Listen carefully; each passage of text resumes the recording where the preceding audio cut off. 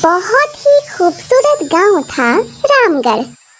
रामगढ़ तक पहुंचने के लिए लोगों को नदी पार करनी पड़ती थी। इस नदी में 2 नाव थी जो लोगों को इस पार से उस पार छोड़ा करती थी। इस खूबसूरत गांव में एक हरिया नाम का किसान था। हरिया की पत्नी गर्भवती थी, लेकिन वो फिर भी हरिया के लिए खेतों तक खाना लाया करती थी। कितनी बार तुमसे कहा है कि इतना मत चला करो, लेकिन तुम हो कि मेरी बात ही नहीं मानती। सुन ली आपकी बात, लेकिन मैं थोड़ा चल लूंगी तो घट नहीं जाऊंगी और आपको खाना भी तो खिला पाऊंगी। दोनों हमेशा साथ ही खाना खाया करते थे। जैसे ही हरिया की पत्नी मीरा ने 2 जुड़वा बेटियों को जन्म दिया, उसी वक्त उसकी मृत्यु हो गई। मीरा की 13वीं पर गांव वाले हरिया के घर आए। हरिया, बहुत बुरा हुआ कि तुम्हारी पत्नी इतनी कम उम्र में ही चल बसी। हरिया, अभी तुम्हारी उम्र ही क्या है। अब तुम्हें अपनी इन जुड़वा बेटियों के लिए दूसरी शादी कर लेनी चाहिए। नहीं सरपंच जी, मेरी ये बेटियां ही मेरा सब कुछ है। मैं सिर्फ इन दोनों के सहारे जी लूंगा। वक्त बीतता गया और हरिया की जुड़वा बेटियां बड़ी होती गईं। अब नैना और सुनैना दोनों 10 वर्ष की हो गई थीं। बाबा, आपने बोला था ना कि आप हमें तैरना सिखाएंगे? हाँ, मुझे याद है। तो आप हमें कब तैरना सिखाएंगे? बिटिया, खेतों में बहुत ज्यादा काम है। मैं तुम्हें इस रविवार को तैरना सिखाऊंगा। रविवार पक्का ना? अब हाँ, पक्का। रविवार को हरिया नैना और सुनैना को लेकर नदी पर गया और वहाँ पहले हरिया पानी में उतरा। अब देखो, आराम से तुम्हें अपने पैरों और हाथों को ऐसे चलाते रहना है। गौर से देखो। नैना सुनैना ने हरिया को गौर से तैरते हुए देखा। चलो नैना, अब तुम कोशिश करो। नैना ने डरते हुए कोशिश की।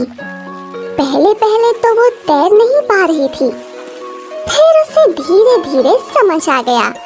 इसी तरह फिर सुनैना ने भी कोशिश की और जल्द ही दोनों को तैरना आ गया।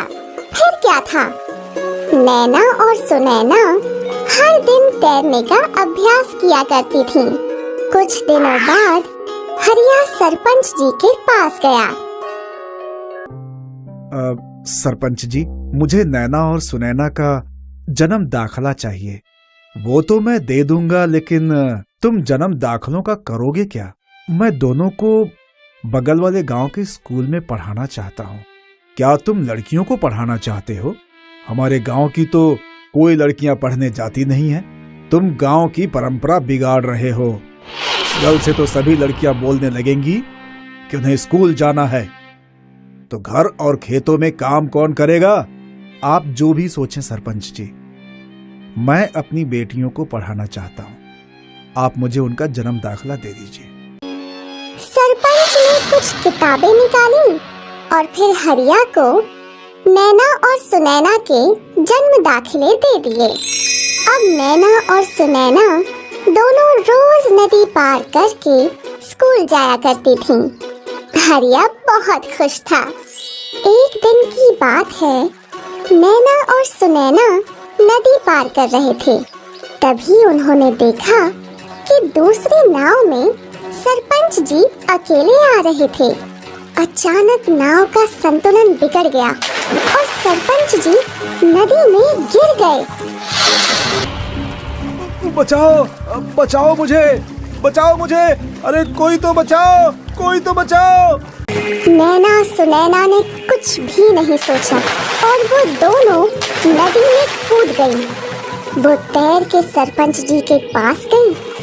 दोनों ने सरपंच जी को सहारा दिया और उन्हें नदी के किनारे ले आईं। नदी किनारे कुछ लोगों ने सरपंच जी की छाती दबाकर उनके शरीर से पानी बाहर निकाला और आखिर सरपंच जी की जान बच गई। उन्होंने नैना सुनैना को अपने पास बुलाया और कहा, तुम दोनों ने मेरी जान बचाई। तुम दोनों बहुत ही बहादुर हो। हरिया सही कहता था कि तुम दोनों के होते हुए उसे किसी बेटे की जरूरत नहीं पड़ेगी। इस कहानी से हमें ये समझ आया कि बेटियां बेटों से कम नहीं होती हैं और वो हर वो काम कर सकती हैं जो बेटे कर सकते हैं।